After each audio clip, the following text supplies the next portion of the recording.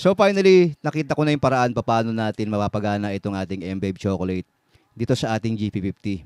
At wireless itong magiging connection natin. Hindi natin kailangan gumamit ng mga cable na ganito. Hindi gaya nung sa GP5 na kailangan natin ng cable, yung USB cable, kinoconnect natin dito sa host, papunta dun sa USB ng ating GP5. So sa GP5, nakalagay itong ating switch dito sa host. So dito tayo nagko-connect ng ating USB, yung A, papunta doon sa Type-C ng GP5. Ngayon naman, ilalagay natin yung switch dito sa U. Then magiging wireless na. Kung nakikita nyo, wala nakakonekta dito sa ating GP5 na kahit anong cable. At itong ating M-Babe ay wala ring connection na kahit anong cable. So, papakita ko muna sa inyo. Ito yung ginawa kong sample, yung 55 na bank, kasi dyan ako gagawa ng mga preset ko mula dun sa number 55 na blank na patch. So, gumawa ako ng dalawang bank. Ipapakita ko sa inyo. Bali, yung unang bank natin ay 4 na patches yung laman. So, A, then B. So, nakita nyo, nag-switch siya 56, 57, 58. Balik sa 55, 56, 57. At kung ano yung gusto mong apakan, yun ang lalabas na patch doon sa GP50. Then sa second bank naman, sa 2C, press ka lang isa, 59, 60, 61, and 62. So yun pa lang yung nagagawa ko na bank, dalawa pa lang. So pwede kang mag-create ng marami pa. Pero sa tugtugan namin, hindi ko naman kailangan ng maraming tunog. At least mga 2 or 3 na bank na iba-iba yung tunog, pwede na ako.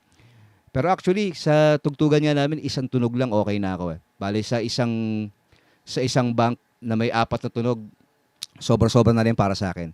So balik tayo sa ating bank 1 na ginawa. Yan, sa A, number 55.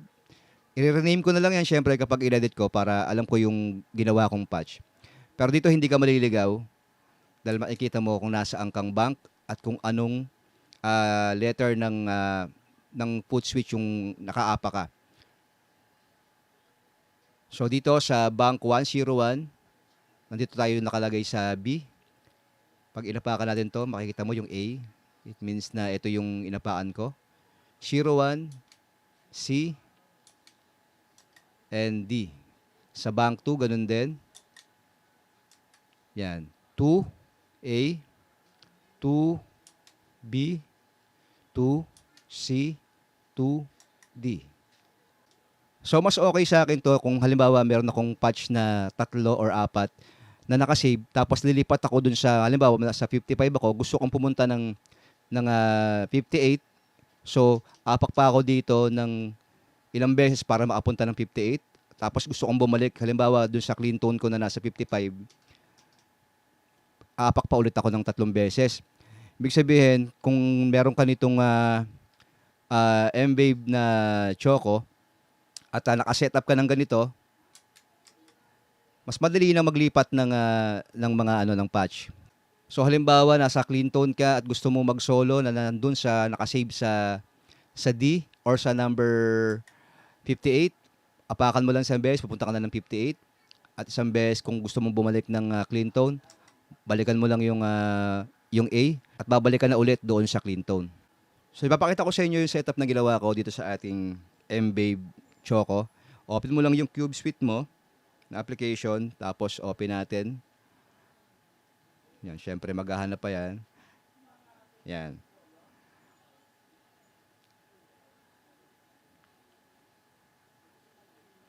So, ang pupuntahan natin ay yung Advanced Custom Mode. Tapos, dito pwede kang gumawa ng group hanggang 8. So, ako ginawa ko pa lang 4. Yung 8 na yon ay yung 8 na banks na pwede mong i-create dito sa M-Babe. So, meron kang 8 banks na may taga-4 na patches. So, napakaraming tunog nun. Ang gagawin mo lang, punta ka muna dito sa pinakababa, piliin mo kung anong bank yung gusto mong i-edit. Halimbawa, itong sa 1. Tapos sa foot switch, lang. Yan. Kung makikita nyo, ganyan siya. May mga code. Pero pagka nag-click ka niyan, sa GP5, ang pinipili natin ay yung CC mode.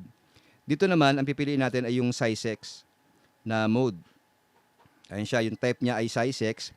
Then, itatype mo rito yung code nung mismong patch number yung patch number ng kung ano yung pipiliin mo. Bali, ilalagay ko yung link diyan nung list nung mga pagkakasunod-sunod o yung list nung mismong mga patches na itatype mo dito sa SizeX na nasa application mo. So yun, depende na sa'yo yun kung paano mo siya pagkakasunod-sunodin o kung gagawa ka ng bagong preset or yung mga existing na mga preset ang gusto mong ipagkasunod-sunod dun sa, halimbawa may mga favorite ka na mga preset dito sa GP50, pwede mo siyang ilagay rito.